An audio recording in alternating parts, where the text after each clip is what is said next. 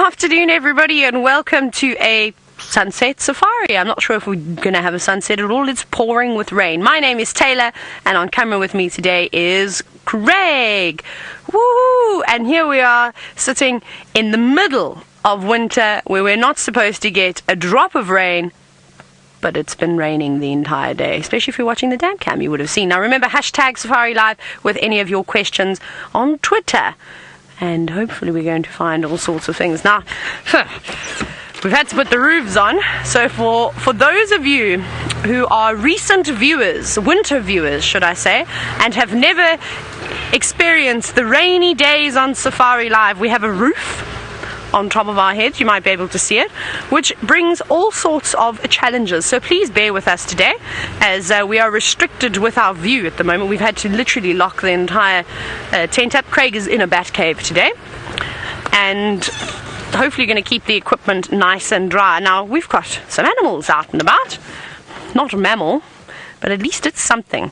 So we're starting the afternoon off with Crested Francolins, who don't seem to be bothered one bit by the rain today, though they don't look, well, as fancy as they normally do. They're looking a little bit under the weather with their very damp feathers, so they won't be doing too much flying today. I think they're going to spend most of their time on the ground with their beaks to the floor, looking for little insects, looking for seeds, looking for anything that they can gobble up. Now, if this was summer, we'd all be very excited about a rainy day, because normally on the warmer months, when we have rain, it brings out lots and lots of things that we don't normally get to see, like frogs and African land snails and millipedes.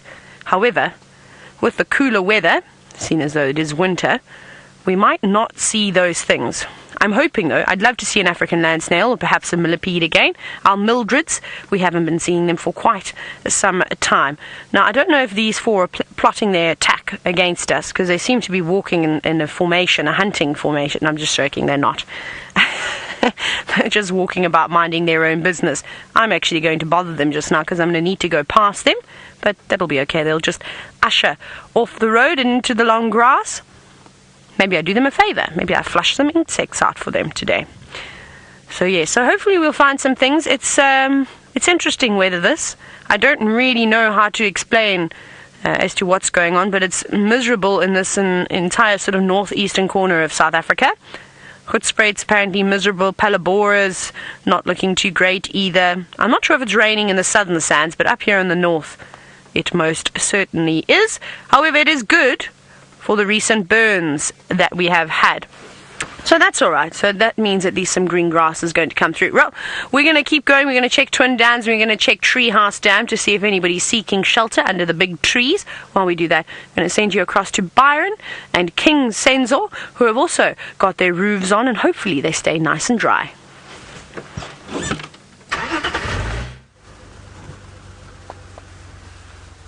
Good afternoon, everyone. My name is Byron, and on camera with me is Senzo, of course. And we are not nice and dry, unfortunately. We're actually quite cold and wet, to tell you the truth. We've got the roofs on, but you can see the rain it's like a light drizzle. It's getting a bit heavier now. You can see if you look through the back. Let's see if we can just show you. Where we are at the moment. Look at that. You see that rain coming in there, and it's not ideal, not ideal at all. So it's coming in. We're probably going to have to clean the lenses a few times. So please bear with us. I don't know what my plan is this afternoon. Actually, we drove all over the show this morning, and we did have leopard tracks and we had lion tracks, but I think both leopard and lion crossed out of Djuma. Definitely the lions. Leopard track we had was of a big male. Now I'm not sure if that male was Tingana, because he was actually found on Buffelshoek, so north of us. So there's a chance that he did cross out. We'll see. It's always difficult driving in this weather. And I say that because sometimes you can bump into something if you're lucky, and you might find some animals moving around. And other times you can drive around and animals look for a bit of shelter, especially when it's cold. Cold and wet is not ideal. And then it becomes very difficult to find animals in this weather.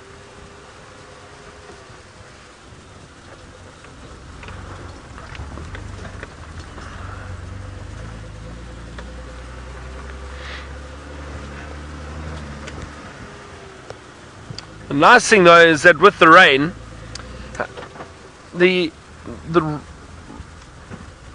road, so the road gets nice and wet, and the thing is that then if we do see any fresh or see any tracks, you can then gauge how fresh they are a lot easier, because you would have seen the rain either falling on the tracks or the tracks on top of the rain. Now Zoe, you asked, why does the ground look like it's been burnt? So I'm assuming you were referring to just behind us, that section of land, or that view that we had. It did look like it's been burnt, because it has. So Zoe, we had, so that area, that's actually a fire break. So what happens is we burn a section of the land, and basically it acts as a fire break. So if fires do break out, they don't cross that fire break and burn entire sections.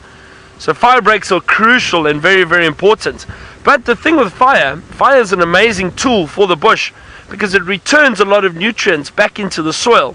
So Zoe, it's very important to have those fires, not just to protect areas, but also to rejuvenate areas, to return nutrients back into soil, to get rid of all the dead and decaying plant material. It's very, very important.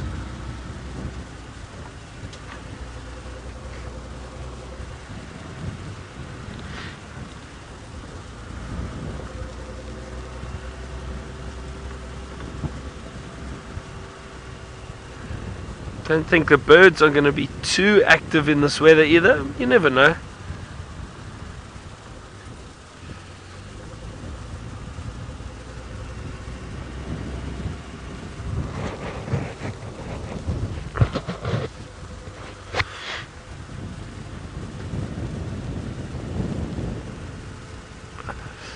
So some of you might be wondering why there hasn't been the pre-show drive. So we've done away with that for the moment. Don't know if it's going to be back again. So there's no pre-show drive. It's just literally straight out on drive. So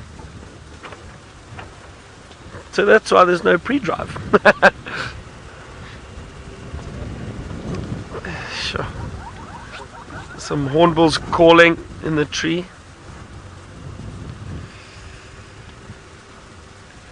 Sinak, you asked what animals come after the rain. Well, I'm not sure what you mean. The animals are always around, Sinak, so it's not a case of certain animals will arrive after rain. Animals are always around, but they probably look for shelter in the rain when it's raining and cold like this. Probably look for shelter. You might get some animals, maybe something like an aardvark or pangolin, possibly after the rains, coming out and looking for active termites. Maybe some insects will get a bit active. You might hear a frog species or two, but I don't think this rain is heavy enough to get those animals out. And also because it's still winter, it's cold.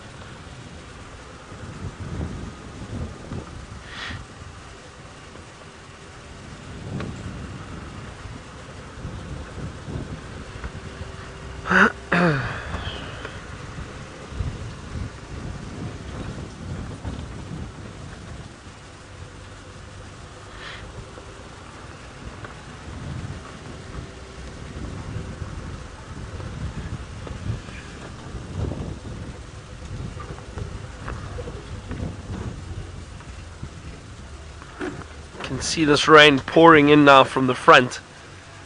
It's really not great, not ideal. Because it's light rain, it's actually easier because it's kind of coming in. So it's not that heavy rain that'll flow straight down. That's why everything's so wet here at the moment. Oh dear. You're right there, Senzo? Yeah. Alright, well, sounds like Taylor's woman. She's got a hoodie on.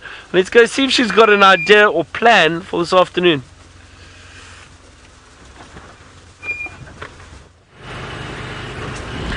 I don't feel like getting pneumonia, so I'm going to keep my hood up today and drive around like this and try and keep myself warm just a little bit. I don't think that's going to happen, though. I can imagine in the next 20 minutes I'll be completely drenched, which is so exciting.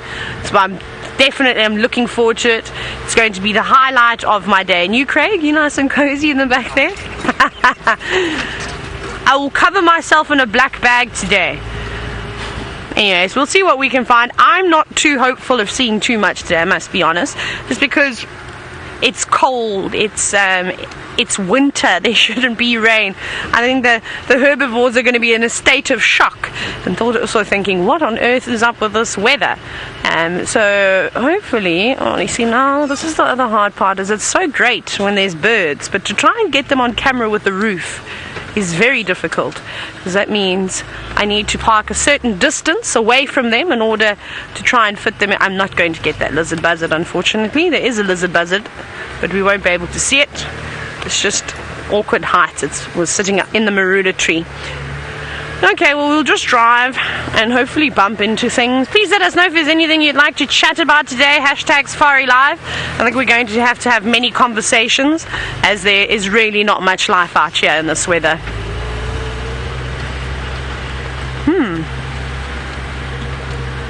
Now, Sinak, you're wondering if the hornbills will be active and what do they feed on in this season? Well, it's a tough one. We might find the odd bird or two that's trying to just keep out of the rain. Obviously, those Francolins didn't mind. No, sorry, my hair cable is pulling my hair. Oh, let me fix that. So they don't necessarily mind the rain. They don't prefer it. That might be the only exciting thing that we see today is grumpy hornbills.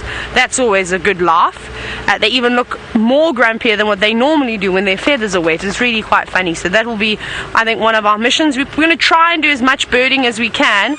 See, now I have a Steenbok, but like I said, I have to turn the car, and by the time I turn the car, it's probably going to run away. So I'm just doing it as slowly as I can.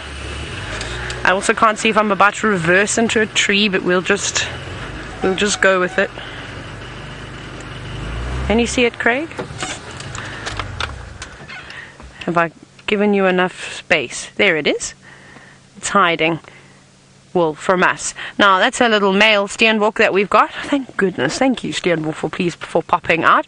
He doesn't seem to mind the rain too much, but you can see he's also quite fluffed up and looking around, making sure that there's no one trying to stalk him. This is particularly good hunting weather for the cats, but we didn't find any cats this morning, so we're just going to have to bump into them if they have been moving around during the day, which of course is a possibility.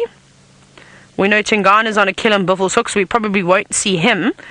I don't know where Tandi and Tamba are. I have no idea where Shadow and her cub are. I didn't see any leopard tracks this morning, barring I had some male leopard tracks going on in Vubu Road, but I couldn't figure out where they went or what actually happened to them.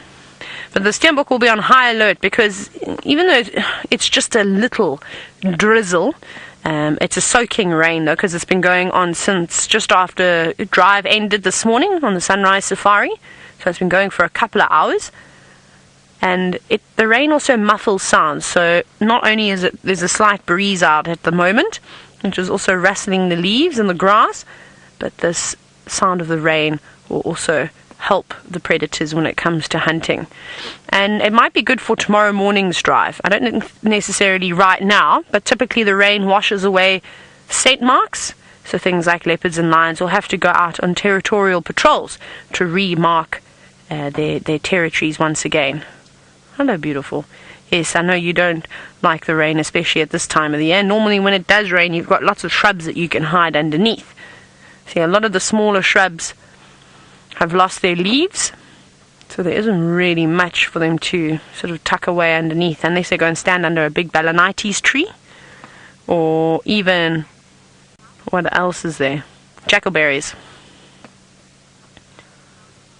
Povey the chow chow, you've said look at that little Bambi. Close, but Bambi was a deer, if I'm not mistaken. Of course Bambi was a deer. These are antelope. So not quite the same. And if anything, I think Bambi looks closer to a bushbuck. Or what we have. Oh, look at how fluffy it is now, giving us a good shake there. Shame, little Steenbok. I hope you don't get eaten today. You're being very nice by standing so still. You know what I think might be a good idea is maybe we must go and check that Janet hole. Hey, Craig? That is going to be interesting to try and get that on camera, but we will do our level best. Please don't be a tree behind the car. We'll have to do much slow driving today, just in case we do accidentally reverse into something. I'm completely closed off. It's open here where I am, and then from just sort of behind me, there's just flaps all the way around, just trying to protect the equipment. But as we drive, this is the big problem, is that the rain is obviously blowing into the car and onto the camera, so you're going to see lots of raindrops on the lens.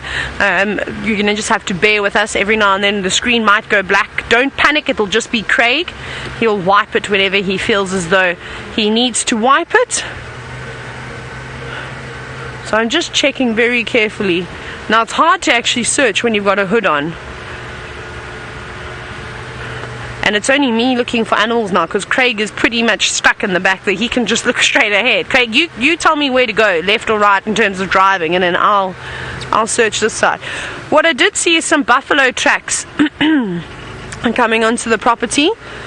So all going that way. Maybe we'll go and check Chele Pan. That could potentially be a good spot in the next few days, because if we have enough rain, Chele Pan is all sort of dried up, but it will make mud, and the buffalo love the mud on those warm days. But we'll keep searching, and hopefully we'll find some more things. Maybe spend some time with a dacre if we can get one on screen. We'll look for our grumpy hornbills, and we're going to check the tree for the genet. And I'm going to send you across now to Byron to see if he's managed to find any life on this miserable day.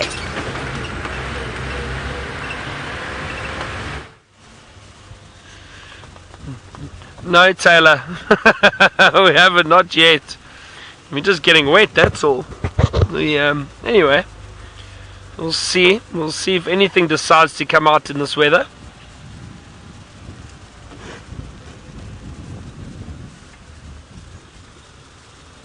I haven't even found a hornbill yet. I think Taylor said she found hornbills. I'm trying to look in the trees. The problem is, well, we've got the roofs on, obviously, to try keep the camera equipment dry. But the problem is then if there's something in the tree, we can't film it. So we'll have to park at specific angles.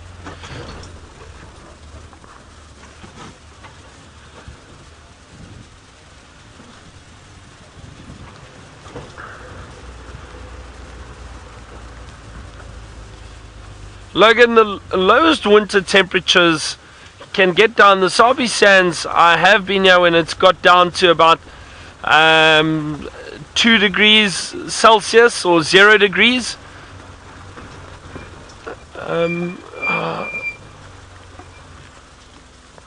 I think, here we go, look here, I've got a kudu hiding in the bush over here. Can you see it there?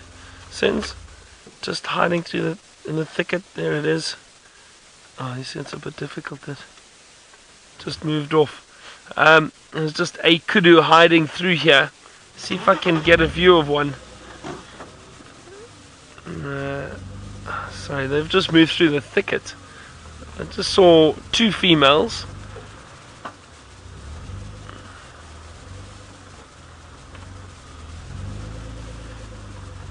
I think I've got a glimpse of a male. There he is. Let's see if we can. Sorry, Senzo, there's a lot of bushes. But this is a nice example of how we were saying the animals hide in the thickets now when it's raining like this. So it can make it difficult to spot them. And there we go, nice kudu bull. What's interesting, he's got very prominent clear white tips, but he doesn't look like a full grown male. He should still get a bit bigger. You can see they love these thicker areas. Yeah, they're just disappearing through there. There's the one female we saw. We saw 2 females. So Logan, getting back to your question, it's about 2 degrees Celsius or 0 degrees. That's the coldest I think I've had on a winter's morning.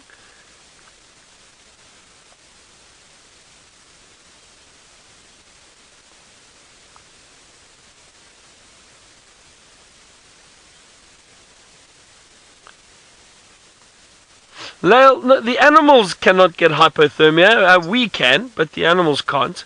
I'm joking. No, it's not cold enough for hypothermia. The animals, they generally they know how to try and stay warm, I suppose. Try and stay out of the rain.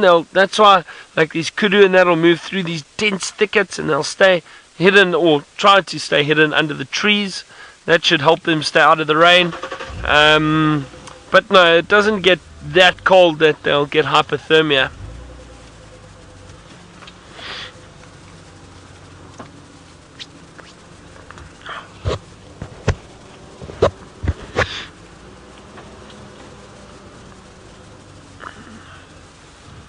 Laurie, I don't know if this rain will start greening things up. Maybe, you know what, it might cause a few green shoots to come out in those burnt sections that we were discussing earlier. It's a possibility that could happen. And because that burnt area is so rich in nutrients at the moment, any little bit of moisture or any little bit of rain could easily prompt a bit of growth. So there might be some signs of growth. In the next few days, we might just see little shoots coming through, possibly.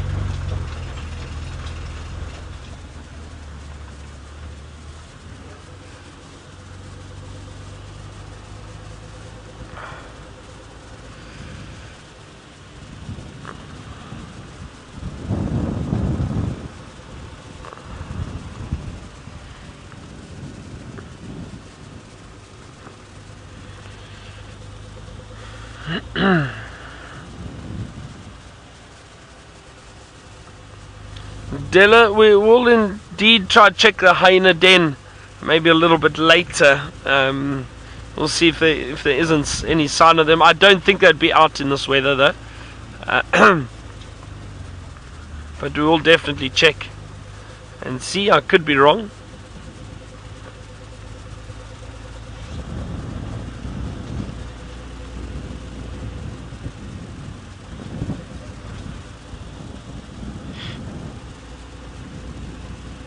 Hope you're all having a good start to the week so far. It's Monday morning for some of you, or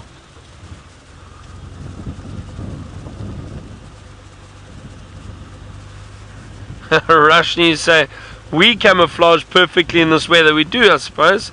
Brown jackets, greenish hats, green blue hats, and because of this weather, with there not being much light around, yeah, we probably blend in very well and disappear. So if we had to be moving through this bush now, I don't think you'd really see us. It would be difficult to see us. Just like it's difficult to see some of the animals at the moment.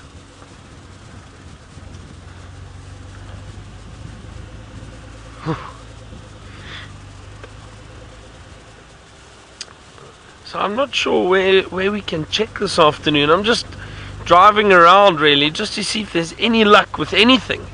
I mean, I'm not sure where we could possibly go and check. We'll try to check the hyena den, but I don't know if we'll have luck there. Maybe.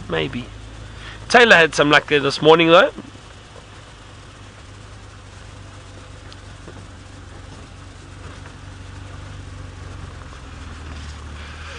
Ali, I don't know about this time of year if we'd see an African land snail. I don't think so. It's mainly in summer we get to see them.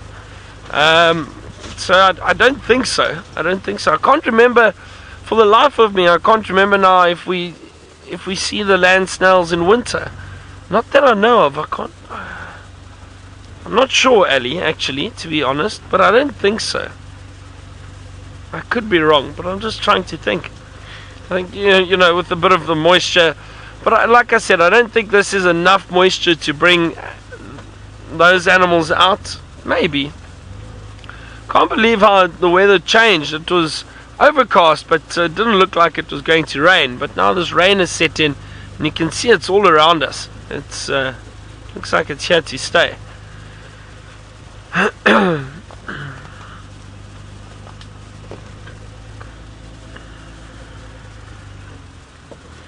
Lisa, no, I don't think I don't think we can smell the wildlife better because it's so wet out. But you get a lovely smell from the bush, all the wet vegetation, the wet soil.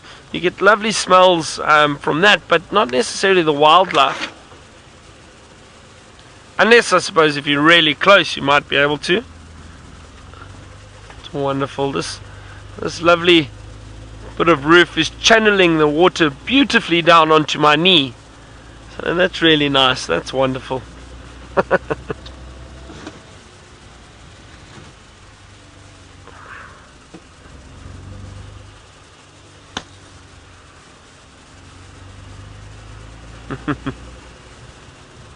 Alright, well, let's see how Taylor's doing and if she's warm enough. It's cold. Taylor, please don't get sick. I'm going to try not to. That would be the worst thing in the whole world. Imagine getting sick and then going on holiday. I'll be very upset. Right, we have not seen anything else just yet. I saw a turtle dove. We did see one on the road. I sang a song about a turtle dove and the elephant dung. There's plenty of elephant dung, but no elephants to be seen just yet, so I'm scanning for them. I don't know what direction the tracks are going in, unfortunately, because they've all been rained upon. And that's the other issue, is that if there were any big cats walking between game drives, we're really not going to be able to see their footprints very well. So, Byron, let's go looking for some lucky beans, and hopefully we'll just bump into the animals. Hopefully that'll be... hopefully the animals will accommodate us today. We're on Mumba Road at the moment, and did I drive here this morning? No, I didn't drive Mumba Road this morning, so we'll just check it and see. I'm trying to think. Byron didn't really check this area, I don't think, either. There's quite a few spots that we can have a look at. We'll just drive around, we'll drive all the roads, and I'll tell you which roads we're driving on. How exciting that's going to be. Maybe Byron's got some jokes for you this afternoon. That'll be funny. That should keep you entertained. Oh, by the way, I must tell you, so I think this is quite funny. It made me laugh.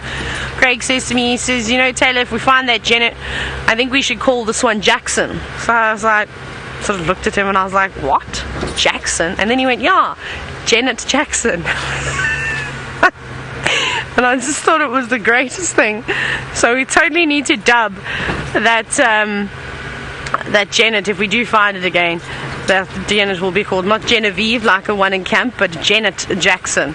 Very clever, Craig. Well done. Very funny this afternoon. Please keep them coming. I think we'll need all the hilariousness we can get. Maybe you can all send us some jokes. Keep them PG though, please. There's children that watch this show, so I just have to remind you all that this is indeed a family show. So maybe there's some great corny animal jokes that you can think up of. Please feel free to share. Now he's waving his cloth at me. He's going to wipe the lens. I don't know why I keep looking back at the camera when Craig is wiping the lens, because you can't see me anyway. You just see bits and pieces of me. We might have to do some singing today, perhaps. I'm sorry. I'm just trying to think of ways. Should we go, Craig? We could probably do a really long segment on trying to start a fire with wet grass and wet wood.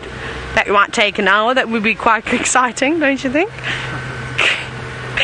I'd probably get so annoyed that I'd end up just pouring petrol over everything and then lighting it. Don't do that. We don't want to start a fire out here. However, I do think that maybe our chances of the buffalo returning will increase now, because if this sort of rain cloud is localized to the northern Sabi sands, that means there's an Inyala up ahead. Don't run, Inyala, don't go, we need you, we need to talk about you. They've now disappeared into the thicket, which I don't blame them for. But maybe the rain will bring all that green grass that's in the burnt areas, that'll start pushing through, and maybe that'll entice the buffalo to come around, and all the other animals too. So who knows, this might work in our favor. Maybe one gloom and one gloomy, miserable day will reward us with a whole lot of fun. Now you can't even see that there's two Inyala standing in that quarry thicket, can you? You can just sort of see a little brown speck just sort of on the right hand side of your screen. You can see it lifting his head up every now and then. He's munching away, and that's actually a good spot. is sheltered underneath some of those quarries and is able to also get something to eat. The crested francolins seem to be enjoying this weather, so maybe we'll just do crested francolin sightings today. Craig, should we have a competition? I'm going to have a competition with Byron today. Byron, I'm issuing you a challenge, so listen up. Let's see how many crested francolin sightings we can get in 3 hours. We're about to have our second one now. I think that's going to be so exciting. I can't wait. There we go. There's a crested francolin. There's also a technique to this. You can use the bumps in the road to your advantage as well to make to sort of increasing the height of the roof. Hello, you're very wet. Where's your friends? I think this is the one that was just making all the noise just a moment ago. Now it's gone behind the quarries. Okay, well, let's carry on. Let's see how many more we can get. 2 to us. I don't think Byron's got one crested francolin sighting just yet. Where's your friends? Tell all the crested francolins today we're looking for them. Another thing we might go and do is go... No, it's not active though. I was going to say we can go and check that aardvark burrow, or the warthog burrow / hyena burrow of Cheetah Cutline. But I was there the other day, and unfortunately it didn't look like much was living in there other than something as small as a rodent. So that might not be too much luck, but we'll keep checking. I think all the warthogs would have gone back inside, so we'll have a look at some burrows today too. But we're going to keep driving. I have no idea where we're headed just yet. We'll keep on keeping on, just keep swimming, as Dory likes to say. And we're going to go across to Byron. He's got his binoculars out, searching for any life in the Sabi sand.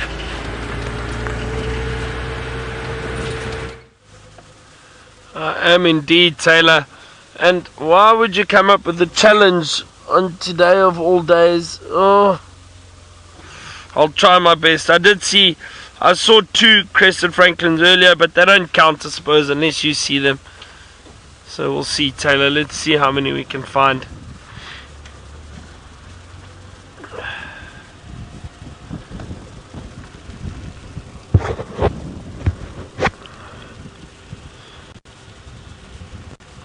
Starting to wrinkle up.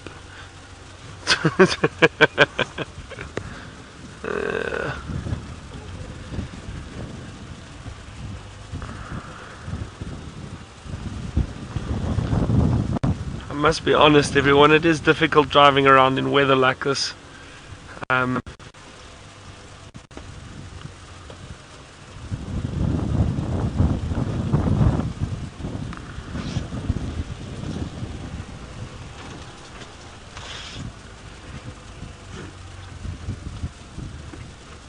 Just trying to think now. That sighting that Taylor went through the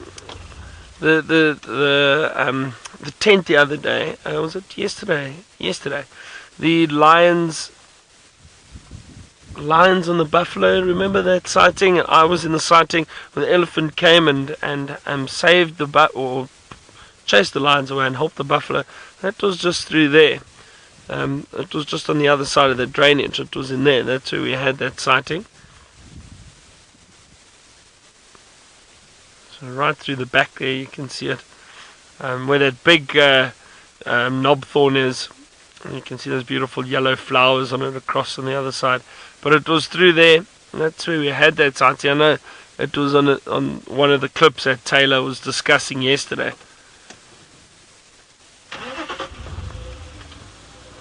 I haven't seen that Nkahuma pride for quite some time. Not sure where they are.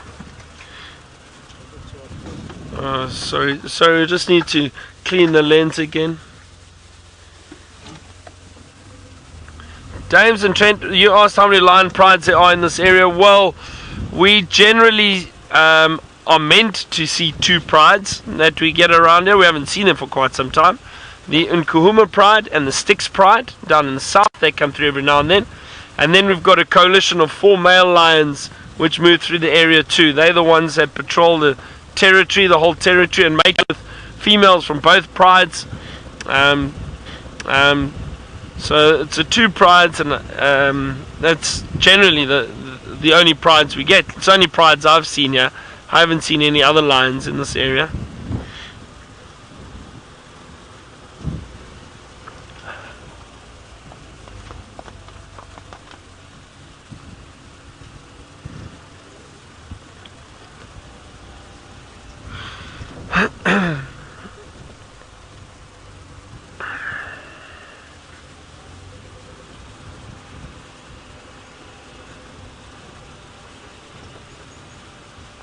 Could hear a few little wax balls, blue wax balls, just darting through the dense foliage there.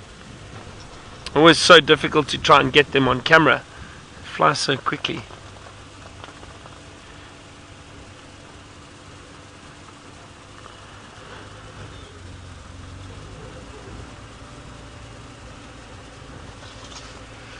James, I don't think the late rains, or would they be late rains, or would they be early rains, James? I don't think they mess with the animals at all.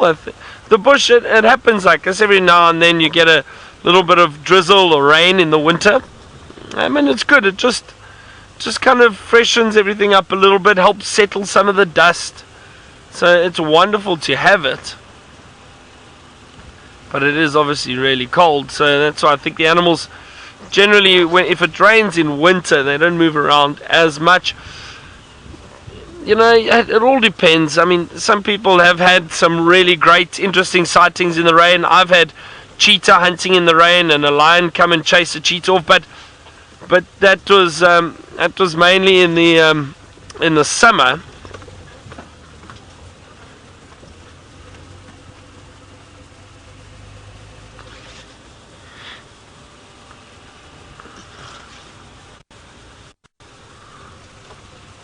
Oh. Taylor's just chatting on the radio to some of the other guides. It sounds like one guy has decided to come out. I haven't heard anyone else. maybe the guests aren't interested in being out. We would sometimes, I know if it did rain quite heavily, or if it was drizzling and it was cold or really cold, then we would occasionally just wait until the rain stopped and then go out on our drive, or try go out for a little bit longer on our next drive whenever we did get an opportunity once the rain had stopped. Because the last thing you want is for the guests to be uncomfortable in that, I suppose. You know, at the end of the day, everybody is out here to see animals, but certain scenarios or certain times of the day or certain weather can definitely affect the animal movements. We know when it's very windy, it's also not ideal.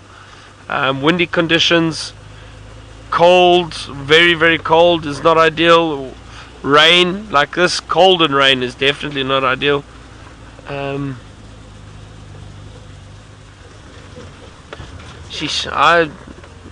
I haven't even seen a Francolin now that Taylor's challenged me. Hang on, there's one crested Francolin. Let's see if we can get it. There's one just at the base. Again, sorry everyone, these covers are a bit difficult. I don't know, Sensei, can you see it? There's one over there and the other one was just to the left of the tree.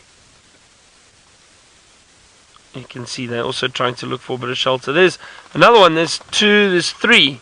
There's three, Taylor. I win. End of challenge. Thanks, Taylor. Thanks very much for playing. That's wonderful. It was a good challenge, and but at the end there has to be one victor, and that's myself and Senzo this afternoon. So thank you very much, Taylor, for the challenge.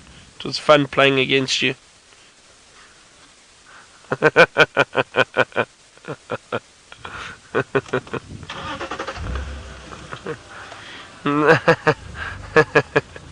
Now Alice is trying to cover up for Taylor and say, no, I think Taylor meant different sightings. No, challenge was how many crested francolin you can see. She said 2. I've seen 3. We win.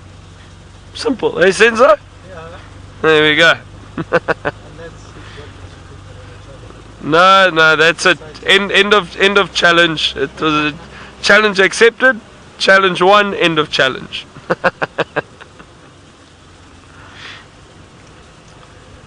See, you don't necessarily have to be good at the challenge. You just have to be wiser than the other person.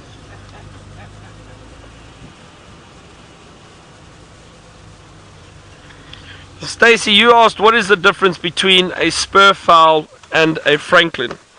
So let me try to show you. Sorry, let me just dry my hands here quickly.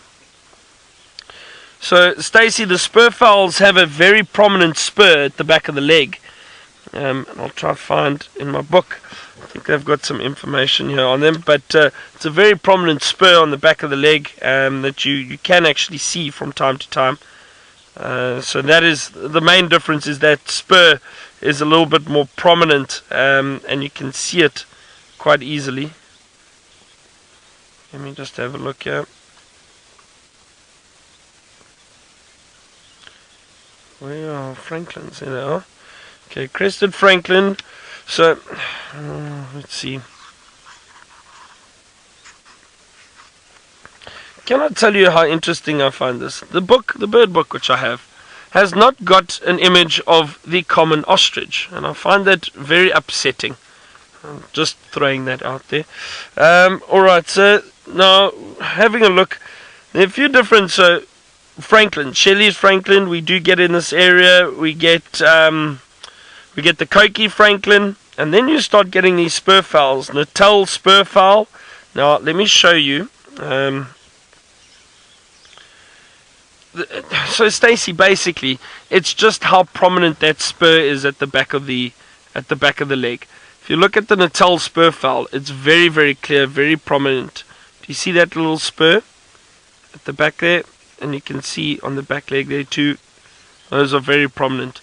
The Francolins also have them. Let me just show you quickly the yeah, that theory's kind of gone out the window a little bit. So the idea is that it's more prominent on the spur fowls, but the Francolins have them too, Stacey. If you look, there's a Crested Francolin. There you can see they also have those little spurs. However, the spurs aren't as prominent on the females. So again, yeah. maybe Taylor can explain it a bit better. But my understanding is the spur fowls, those spurs are very, very prominent, and on the Francolins they're not as prominent. It's basically it. Simple answer. Let's head over to Taylor and see what she's up to. Well, rumour has it, Byron, that you've been cheating in the bird game, but we'll get into that just now. Look at this. Oh, there's greenery. I've no idea what this little shrub is that is growing, because you can see it's just really sticks, but it has got some new leaflets, which is quite exciting. I hit the brakes so hard that Craig almost ended in the front seat with me, because I thought it was grass. It is not grass though, but maybe in the next few days we'll be able to see some more life. But I thought that was very exciting. There's now I'm losing my... Go back in my pocket. I'm losing my mic pack. Right. Now, Byron, I'm very upset that you tried to cheat in this game, because I'd still be in the lead, because I had 4 Francolins plus 1. That's 5. You only had how many? 3. Oof. Someone's a bit behind, but that's not how we do it. We're doing sightings, family groups. But thank you, Alice, for having my back and explaining it nicely to Byron. We'll talk about the difference between Francolins and spur fowls. Hopefully we'll be able to either find a Swainson's or a Natal spur fowl, and then we can have a look at the differences. Or if we can find a Koki Francolin. Oh my goodness, more birds. Look at this, how exciting. A fork-tailed drongo. Oh, it's just flown away. Never mind. Right, we'll find another one. There's a dove on the road. Let's quickly race to it. Hold on. It's also flown away. Maybe we'll get some other birds. We're on Cheetah cut line at the moment. Just doing a little bit of a boundary patrol. And I think I might go towards Buffelshoek Dam. There wasn't a sign of life at Buffelshoek Dam today. Not even one bird. I did see a couple of terrapin heads bobbing up and down in the water, but that was really about it. I was hoping that we were going to find a leopard sitting on the banks, but we didn't. Otherwise you would have seen it on the Sunrise Safari. Maybe something would have changed.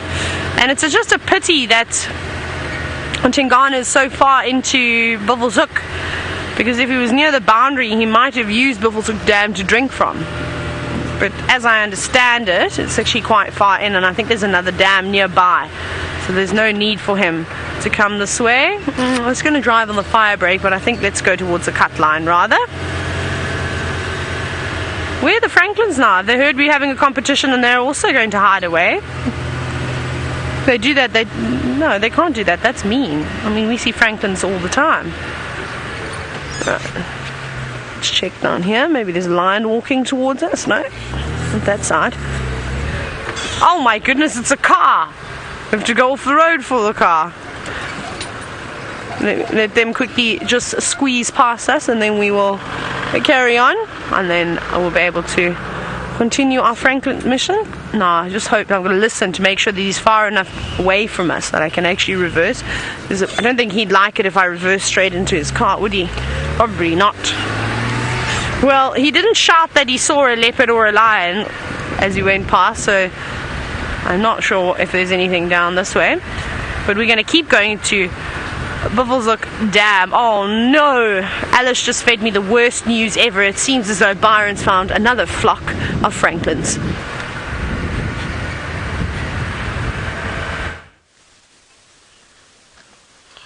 I have indeed, Taylor, but I mean it's too late. We won anyway. So, but there are, I think, are those not the Natal spur fowl that are in there? I'm just trying to see carefully, hiding in the thicket. I think they are indeed. Those are Natal spur fowl.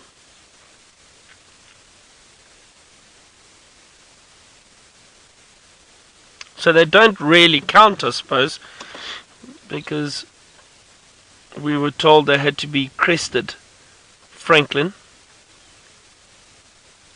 Well spotted though, Senzo. Excuse me. Alright, well, let's carry on and see if we can find more Francolins.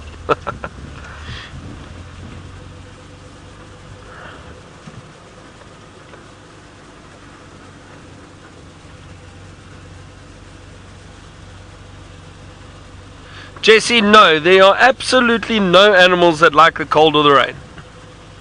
No, I was just joking. Jesse, you know what? Hang on, there we go. We found something, everyone. We kind of found something. It's run off. There's a waterbuck ahead of us. You see, also moving into the thicket. Jesse, I don't think they're animals that necessarily like the cold or the rain. But they don't mind it very much. I suppose they don't mind it, but it's not a case of them enjoying it. No, not at all. And the animals adapt to whatever weather there is, I suppose, but they are clever. You can see they tend to hide in amongst the thickets to try and stay out of the rain, try to stay out of the cold wind.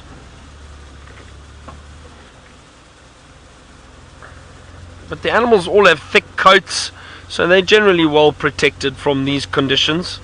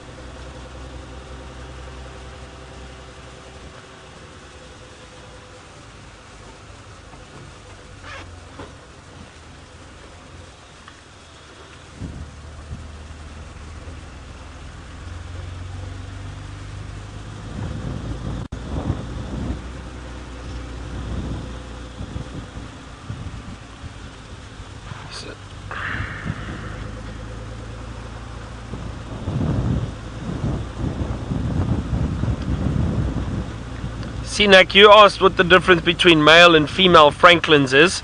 Well, Sinak, it depends. Some species, the males might be they might have slightly different coloration, but I don't really understand what you mean. Do you mean like in terms of the coloration? Like we were saying, like I was showing in that other photo, the one Yeah, the Francolins actually look quite similar. You can't necessarily identify male and female from coloration with most of them. Some of them, the Koki Francolins, you can. It's all coloration that's different. Shelley's Francolin, you can too. But it depends on the species. So there are a lot of different species of Francolin and spurfowl. You can smell this burnt section of land very, very clearly now. It's actually that smell of, I don't know if you know, when you make a fire, if you want to put the fire out, you pour a bit of water on it. That water on that burnt piece of wood or ash, that's what we can smell now.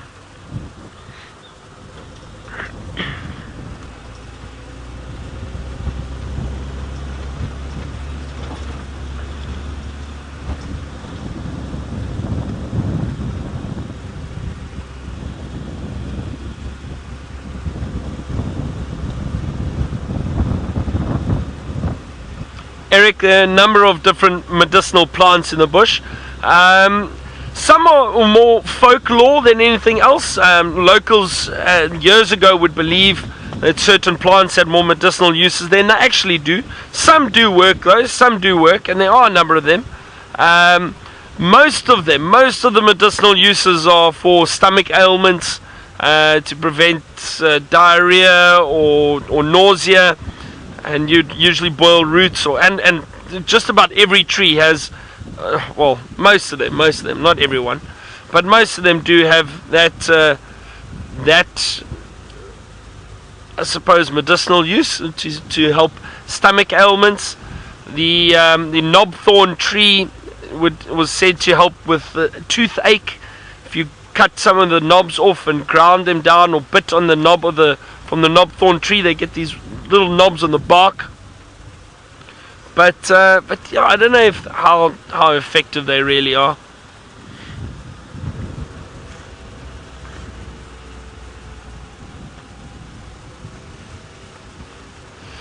Right, well, let's go back to Taylor in the rain. Now, we've now seen 23 Francolins.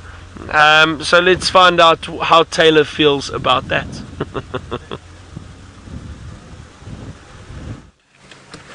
Hogwash. I don't believe that that's true for 1 second. We haven't actually seen any more Francolins, but what we have seen down there is a family of Waterbuck. I'm trying to duck out of the way. I don't know which way to go, Craig. I'm sorry.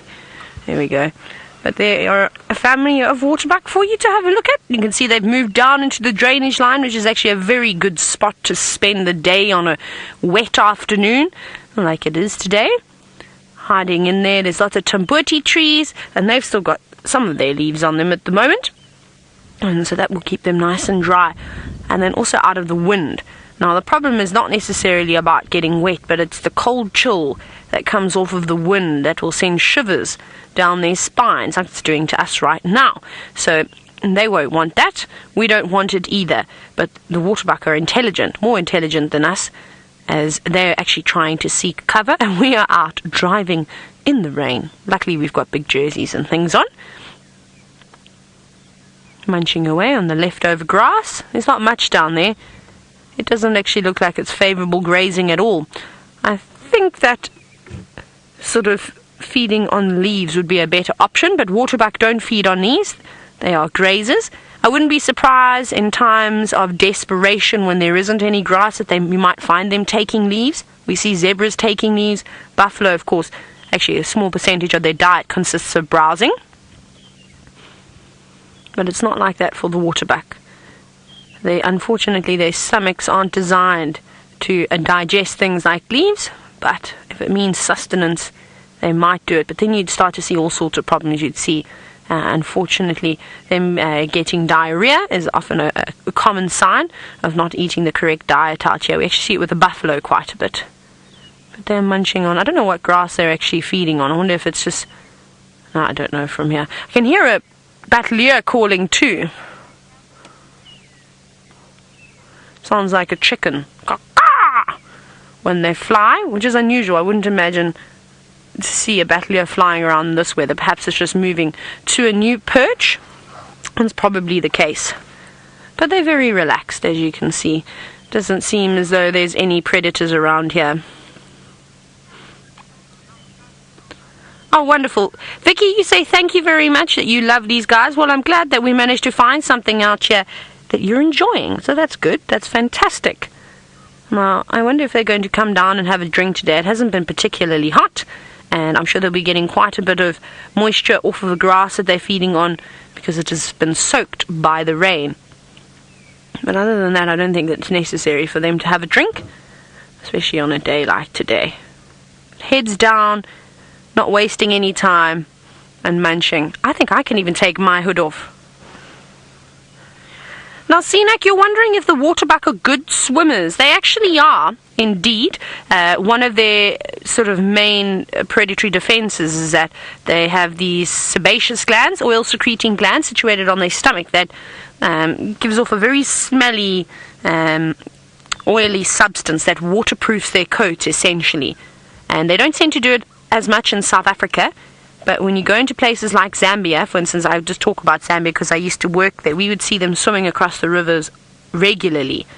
So they're lucky. You can imagine if there's a pride of lions that chasing them, say in the Okavango Delta where in the rainy seasons it is very wet and it all becomes marshy and the animals have to swim from island to island if they want to get anywhere. And they will do the same thing. So if lions are chasing them, in Botswana areas, you might find, depending if there's enough water around, the lions will be used to getting their paws wet, and they'll often chase after their prey. And waterbuck are able to dash across a river or a dam, and they'll come out the other side, and all they've got to do is shake their bodies, get rid of all that excess water, and carry on. Whereas the lion's hair would absorb all that water, and their coats become quite heavy, and you can imagine it's very difficult then to chase after something where waterbuck don't get that. It's the equivalent of a duck's oil secretions that waterproof their feathers. The same thing. So that's quite amazing. So they are good. But most antelope are good swimmers. We see it with the Thompson's gazelle and the topi and things like that, which is pretty amazing. Most of the animals can swim out here. Rhinos are the ones that are limited. But before Byron's bird flies away, let's go across and have a look at a scimitar.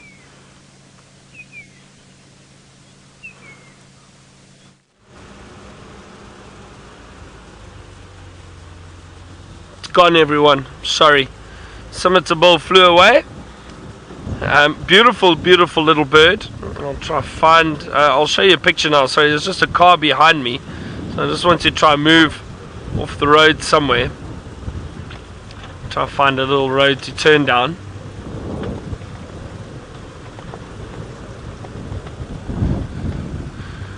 It's difficult to get some of these little birds sitting still.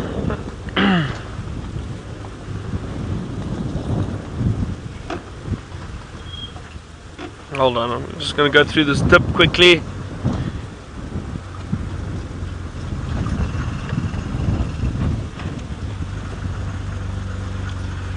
Linda, the birds in this area feed on many different types of food. So everything from seeds to insects to worms. Those hardy-daws are worm specialists, the hardy-daws that we get out here. The cuckoos, when they come, they feed on caterpillars. Many different birds feeding on different food. And as I always like to say, so I'm just going to move off the road here so this car can get past me. As I always say,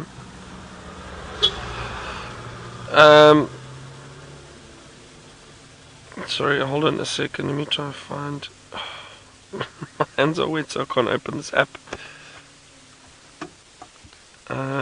So that's scimitar. I'll just show you what it looks like quickly. But many different birds have many different preferences when it comes to food. And as as that beautiful scimitar. Now, as I often say, well, we used to tease James, and he would ask us what an animal fed on, and we would always add at the end of it, we would always say nuts, fruit and mice. So the birds also always feed on nuts, fruit and mice. James used to get so upset with us because we would just say, well, the lions would hunt on a variety of prey species, from scrub hares all the way up to large kudu, or in this area, for example, kudu or buffalo and giraffe, and also nuts, fruit and mice. And then he'd ask us about a hornbill, and we'd say all the insects, and then often nuts, fruit and mice. Hippo mainly grass, but occasionally nuts, fruit and mice. So James used to get very upset because we would write it in our tests that we used to have to do. We'd have these tests on whether it be birding or bird exam or a mammal exam or whatever. We had different exams and while we were training, and just to brush up on our scientific knowledge and that.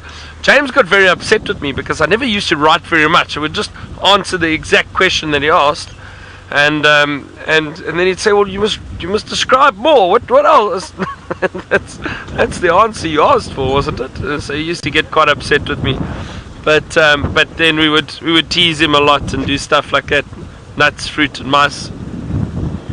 We played a practical joke on on our friend. She was the only female contingent to our training course, Jess, and Jess would type out all her exam answers.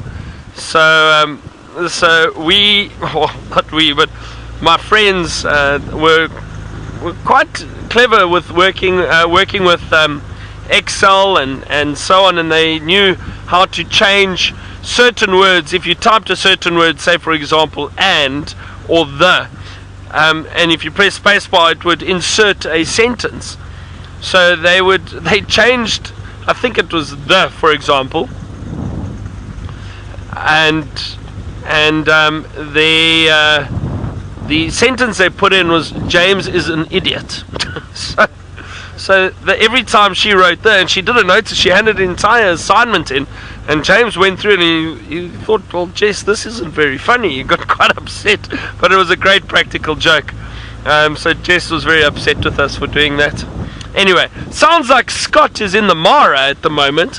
Hopefully he will stay with us for most of the show. Let's see, he's got some cheetah here.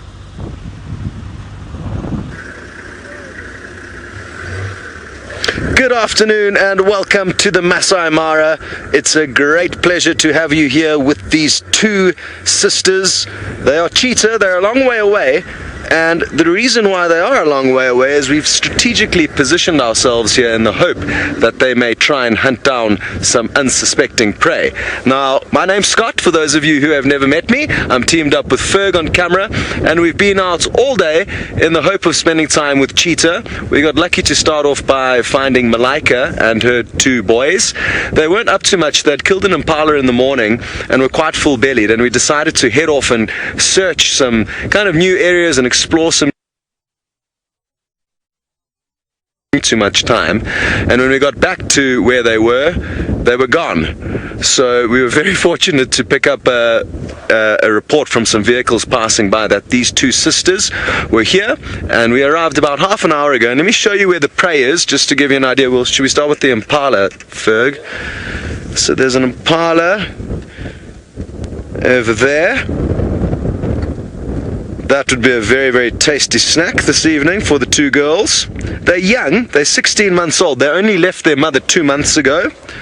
So that's the one option. The other option that they could go for is a Thompson's gazelle, which is over there. And just to give you a reference of where they are, again, it's where all the vehicles are parked, a little bit further up on the hill. Now, the two sisters do not seem to be full-bellied, and we have certainly got some wonderful, wonderful prospects for later on this evening. Ferg and I were driving around panicked after having lost our previous subjects. We're actually spending the whole night out and only intend to head back to camp tomorrow evening. So we plan on doing a kind of 36-hour stint out on the vehicle with cheetah in the hope that we will be rewarded with some action for all the time we invest with them. most wonderful. I'm told James is also out and about. I'm not sure if you've been on his vehicle yet. And he's going to be spending also quite a lot of time out this evening and coming back quite late after dark. So we've got a big push to try and get as much action as possible. John, I'm very happy to hear that you love cheetahs. So do I, and I'm thoroughly enjoying being able to spend more time with them. I haven't spent much time with cheetah compared to lion and leopard in my career as a guide, and I am falling more and more in love with them as the days go by. They are fascinating beasts, very, very beautiful to look at, and one thing I love about them is that their hunting techniques allow us to a kind of better opportunity a lot of the time to film and capture what they get up to compared to leopard and lion. Leopard and lion often have very short bursts, often in areas with a little bit more cover, whereas cheetah's hunting grounds make our lives, or at least Ferg's lives, a lot easier on the camera and being able to show you what goes down. Kanak, you would like to know if cheetah will hunt cooperatively to bring down their prey, and yes, they certainly will. There's a coalition of 5 males that we've seen doing that. We've only got a glimpse into the lives of what their hunting is like, but to give you an example of how hectic they are, they managed to kill an adult wildebeest on Friday, midday, and it took them half an hour to dispatch it. Now, that kind of sounds like a story about lion hunting buffalo, and if it wasn't for all 5 of them joining forces, there's no ways one fully grown male cheetah would have been able to take down a wildebeest of that size. And I'm fairly certain that these 2 sisters will also be doing a lot of cooperative hunting. They'll both bear down on prey, and kind of one will maybe loop ahead, or kind of through default end up being ahead, and then the antelope may jinx to the side, putting the other cheetah in a favorable position. And I'm really looking forward to seeing these girls hunt. I've seen them snacking on a kill that we just missed them make.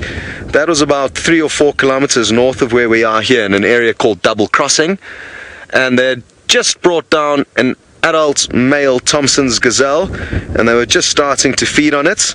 That was on Thursday afternoon as we were heading out in search of the coalition of 5 male cheetahs.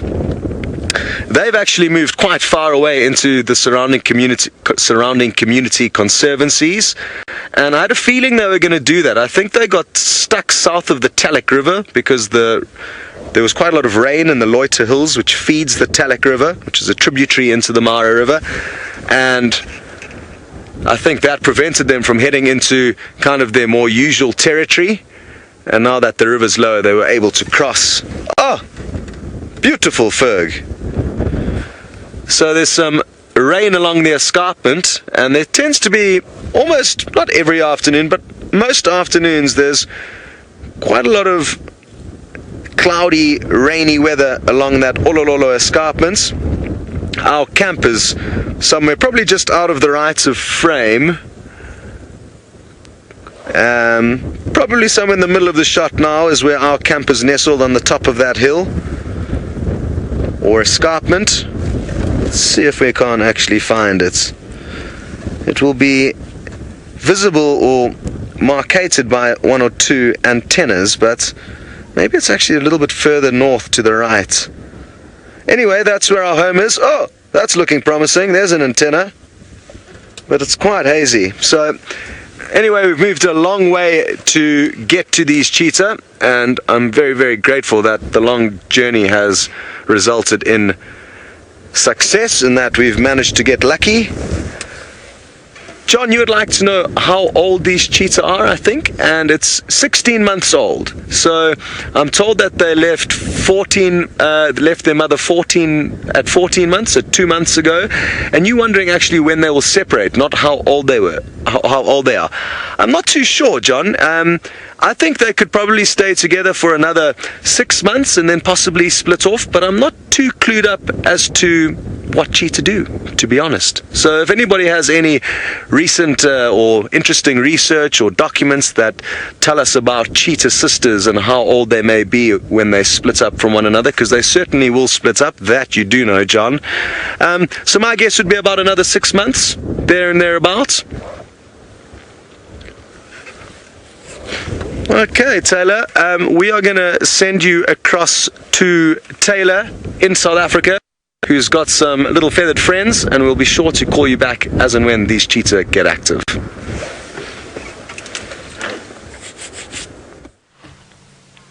Well, Scott, it's great that you had some cheetah. Thank you so much for saving the day. Now, we'd like to invite you to join us on our challenge of spurfowls and francolins that Byron and I, are participating in today. So, Byron, na, I'm on my third family of francolins. We've still got the crested francolins. Of course, we're just trying to make the best of the gloomy weather out here. Now, earlier Byron was discussing, I think very briefly, about spurfowls versus francolins. And if we look, have a closer look at their legs, we find them, you can see there that they've got little spurs. Can you see that? Look at those very sharp spurs at the back, very much like a chicken, and not quite as long though as a rooster's spurs can get. We used to have a rooster, his name was Chicken King, and he had the nastiest spurs in the whole wide world. He was a great guard chicken. Anybody that he didn't know, he used to fly and try and attack them. It was quite interesting, of course, including my dad. You can imagine that would have made him so happy. Also, hopefully we will find some Natal spurfowls, or like I said, some Swainson's spurfowls, and we'll have a look. But the spurfowls have got a double set of spurs, so they've got 2 on each leg, whereas the francolins have only got 1. And they were separated from the same group a couple of years ago. I think they all used to be francolins, and then they decided, hang on, wait, there's actually a serious difference here in terms of their development of spurs. So there we go. Now we've got 2 different groups. But you can see they're also very miserable today. I think they're quite happy now that the rain has let up. I'm not going to hold my breath because I feel as though it's ready to break at any moment again. But they're drying off. They've got their feathers fluffed up, hoping that the little breeze that is out at the moment will rustle through their feathers, and that should dry them fairly quickly. Yes, run along now. But they're all hanging around these burnt areas. So I think they're also waiting for the new green shoots to come up. They eat quite a variety of different things, these francolins. It also, I suppose, just like every animal out here, it depends on the season and what's actually around. You can see that one moving off into the burnt areas now. So they will go for... Ooh. Actually, Seenak, you're wondering if these particular birds ate snails. I've never seen them pecking at a snail before, but I wouldn't put it past them. Maybe in the summer months when they're more active, but in winter they typically be going after sort of seeds, anything that bulbs and things that they could try and peck at. And then as soon as the rain comes, then their diet changes quite drastically. They'll go for insects. They do try and feed on insects when they can, particularly insects that are living in animal dung or feeding off of the animal dung. Even those little midges that we see, they'll try and catch them too. But they eat a bit of everything. And I think that's the important thing out here in the wild, in order to survive, is to be able to change your diet. And that's why the most successful antelope in Africa is the impala, for that exact reason, being able to change up their diet. And francolins have got a varied diet, as I was saying, as well. So maybe I don't think they'd eat snails. There's not many things out here that actually feast upon snails. I don't think they're particularly delicious. Obviously, the animals out here haven't discovered garlic and, maybe a white wine sauce or something to go with it, or a Parmesan cheese, which of course makes it more and more delicious. And I think that if they had those things, you might find more animals feeding on them, but that's just what you and I like, of course. Oh, apparently I'm making Chantal hungry now. Chantal's D2 today. Also, I forgot to say, welcome back, Alice. Alice is back from her short holiday. She spent her time in the Kruger with her family. She's directing the show today. You might also know Alice as Siri, as per James Hendry. Alice, aren't you happy that James doesn't call you Siri anymore? Or does he still call you Siri? I can't remember. I haven't heard it pop up for quite some time. Well, let's not say it too loudly in case he starts again. You know what James is like. Oh, there they go. No, they're walking off into the distance. See, they're calling now. What are you all yelling about? No, they call for different reasons. They advertise their territories when they're trying to find a mate. Now, Eric, you say, don't I think the Francolins sound like someone who's trying to pedal a rusty bike? Yes, that's very creative. I'm going to use that from now on. So thank you very much, Eric, for that fantastic idea. Consider it stolen. If I remember, I will always credit you. I will try my very best to say that Eric gave me this idea. It's good. It's important to try and put things, especially when it comes to bird calls, give them a... they got quite excited, that one. They'll spring in its step now. It's important to be able to give yourself a sort of familiar sound to try and remember bird calls. I do it with frog calls too. Mammal sounds, a bit difficult, but definitely with the birds and the frogs. And even the insects to some extent, the crickets and the cicadas and all those wonderful creatures. They also make interesting sounds. But there they go. Right, let's carry on. I don't know what else we're going to find, but I've removed my hood now. As you can see, I've let the ponytail loose. It does not like the rain. My hair goes like a bird's nest, and especially at this time of the year, seen as though the birds have all started their courtship process and that type of thing. I don't want to give them any ideas on trying to nest in my hair, because, you know, that wouldn't be great. Although it would be quite nice to have little baby birds always looking back at the camera. Maybe it's not a bad idea. No, we won't be doing that. It's ridiculous. I can't even believe that I said that. Right. That's a great idea, Alice. Let's quickly go away from Taylor before she starts talking any more other nonsense. We're going to keep searching around here. I know Byron said he wanted to check the hyena den, so let's go across to him and see if he's found anything.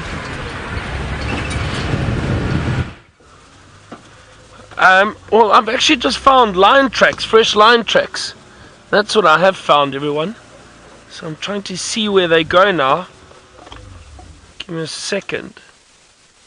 Let me just, sorry, Alice, could we go back to Taylor for a second, please? I'm sorry, if you don't mind, if Taylor doesn't mind. Just let me jump off here. It's a bit tricky with the canopy on if I walk around. Probably won't see me. I just want to check quickly where these line tracks go.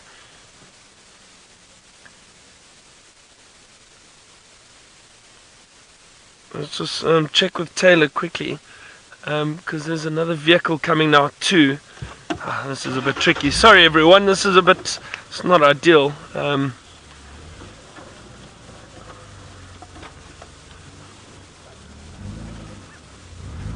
Alright. Okay, let's quickly go across to Taylor. Let me try and find out what's going on here with these line tracks. Find those lions! Find those lions! Come on, Byron, find those lions. I'll be so impressed if you can get those cats. Alice, when you do get a chance to speak to Byron, if you don't mind, could you ask him whereabouts they are? I reckon I could come and give him a hand in the area, because there aren't too many people out on safari today. And if we help Byron and we find the lions, I'll even call him back into the sighting so he can have it, because he's found those tracks. So we're on Hyena Road at the moment, and I think we're going to check Central. I'm trying to think. Byron was down that way near the hyena den, and I'd actually said to him, oh, you remember this morning, I'd said I'd heard all those zebras that were alarming for pretty much most of the day near a little bit north of the Gallagher signs, I'm sorry, the Buffelshoek signs. What am I even talking about? On Buffelshoek boundary, so closer towards Sydney's dam. And then I'd said there was a bit of vulture activity, and I suspected that maybe the lions had made a kill there last night and the vultures moved in swiftly in the morning. I'm not actually sure, but they could have come across, and I hope that that is indeed the case. That would be amazing. So we'll start going towards that way as well. We'll jump onto Central. I haven't seen any fresh lion tracks yet, and then we'll go west. We might check maybe a Mvubu Road, maybe we'll also move towards Sandy Patch, Aubrey's, all these different areas, and try and give Byron a helping hand. Ah, wonderful. Oh my goodness. Well, it seems as though it's starting off to be quite slow here in the sands, but hopefully it's going to improve. Let's go across to Scott, who's found a herd of elephants.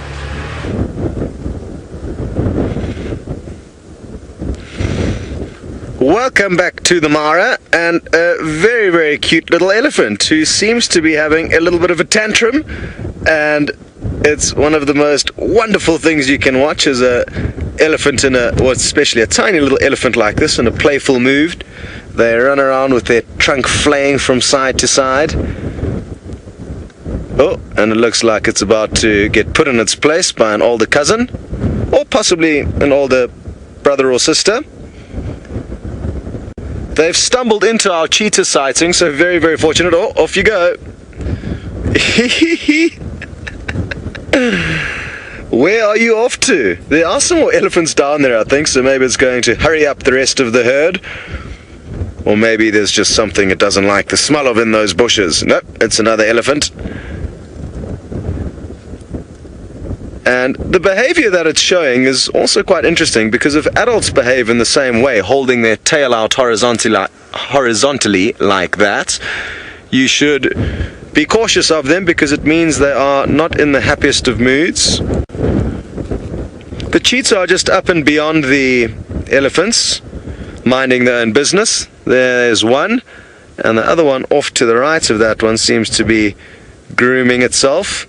So those are good signs that they're thinking about getting up and moving. Their prey has halved, the impala has run off, but the Thompson's gazelle is still not too far off. They don't have much cover between themselves and it, so it will be a very, very well executed hunt if they manage to pull it off.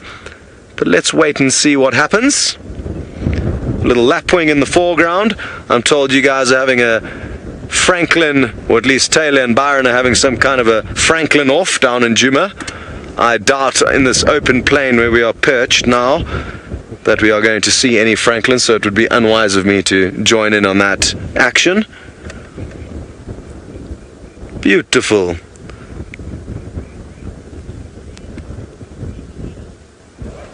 Ariel, I'm very happy to hear that you are finding that tiny little baby elephant cute. Let's try and find it for you again. I'm not sure where it's actually disappeared off to. Find the bush. Okay, thanks Ferg.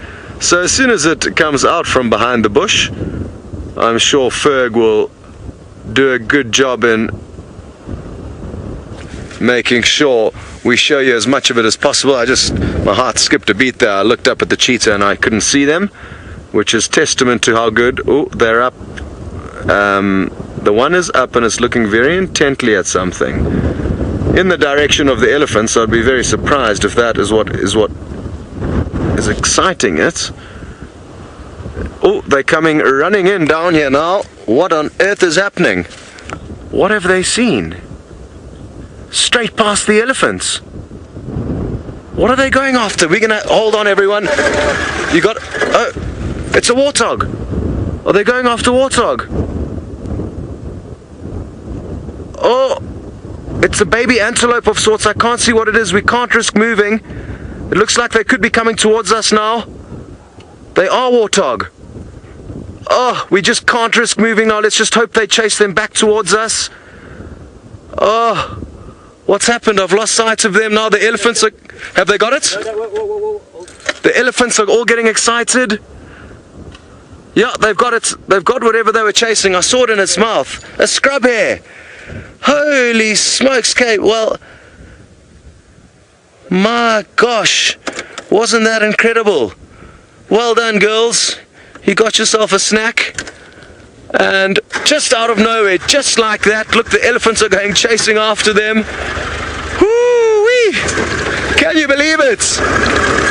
So quickly, straight past that herd of elephants, and it just goes to show how opportunistic these predators are out here. As soon as an opportunity presents itself to them, they're up and on it, and we got an incredible display of the cheetah's speed, although sadly they were a little bit hidden a lot of the time.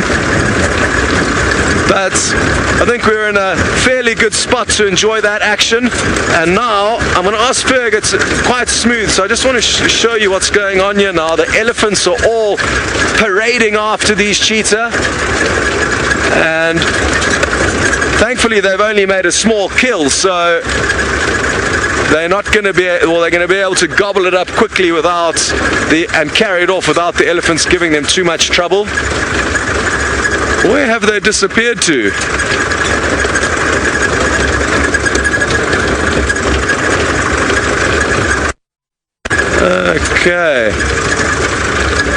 Okay, they've moved down into the little lugger here, so we're going to be able to get you into a good spot shortly.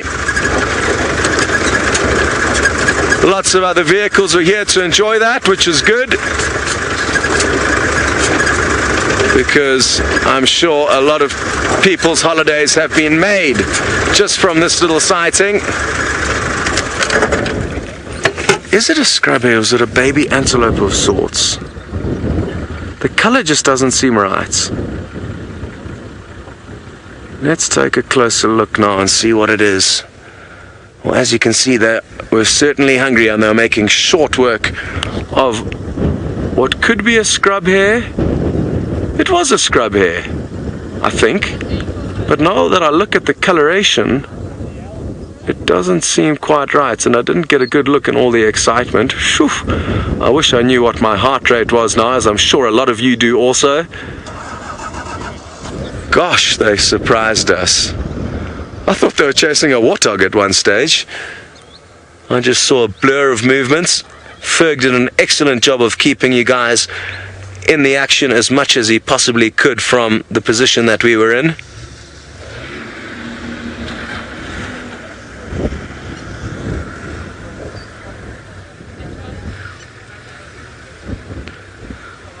Okay, well, goodbye to everyone who is watching on Facebook. It was great to have you guys join in for that little bit of action. And if you want to keep on watching, check out wildsafarilive.com, and there are many other platforms that you can continue watching this action on.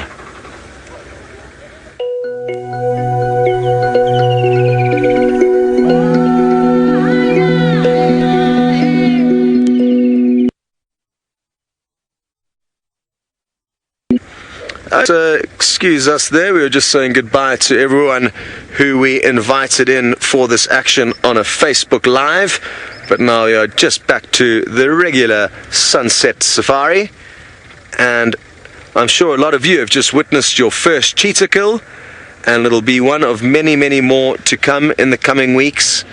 We are planning on spending as many hours as humanly possible with these animals to get you into the right place at the right time for moments like this.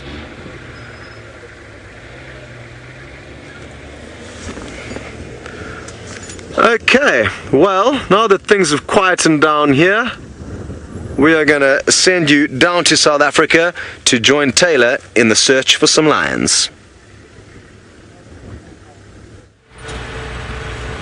I really hope we get these lions. Actually, if anything, I hope Byron finds the lions. I think he deserves to find them. I haven't seen any lion tracks just yet. Hang on, I might actually just eat my words now. No, those are not lion tracks. Those are not even any kind of track. It was a vehicle track. So we're scanning around here. I don't know if it was a male or female lion track that Byron actually had. He just very quickly mentioned to me that he had some lion tracks going southeast. So I just thought I'd check Mvubu Road just in case. It's not quite southeast of where Byron was, but I think it's just worth it anyway, because they can change direction if they hear something, especially if they're on the lookout for something to eat. They'll respond to any noises, that being a wildebeest grunting or impala sneezing, perhaps a kudu pulling some leaves off of a tree. They'll respond to these different types of things, and that can mean that they could just change direction anytime. I think let's go check this old hyena den that is off of Mvubu Road. We have seen the lions here on a number of different occasions, but I'm trying to make sure that I focus the most I've ever focused in my entire life, so that we don't miss these cats or the cat. I don't know how many tracks there were. We might actually go back and have a look at the tracks for ourselves too. Sometimes it does help to go and actually look too. But that's interesting, because there definitely weren't any lion tracks around there this morning when we were at the hyena den. Now, those hyena could have run away if that lion walked past and maybe went and investigated, and hopefully Djuma would have gone with them.